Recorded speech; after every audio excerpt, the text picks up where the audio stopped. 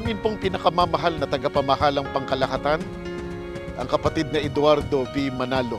Kami po na mga ministro at mga manggagawa, kasama po ng aming buong pamilya at ang lahat po ng mga may tungkulin at mga kapatid sa buong distrito, ay galak na galak po kami at mula sa aming puso ay binabati po namin kayo sa pagsapit po ng ika-16 na taon na punong-puno ng tagumpay at biyaya, masaganang pagmamahal at pagmamalasakit po na pamamahala po ninyo sa buong Iglesia ni Cristo sa buong mundo.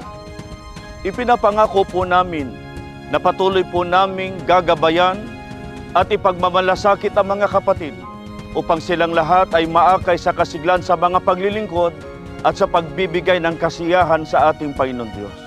Muli po naming pinagtitibay ang aming pasya at paninindigan na kami po ay makikipagkaisa ng buong puso sa lahat po ng mga aktibidad na inilulunsad po ninyo sa loob ng Iglesia ni Cristo.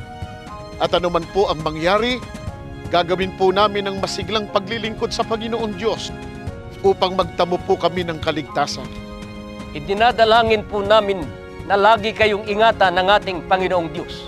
At igawad niya po sa inyo ang kanyang proteksyon.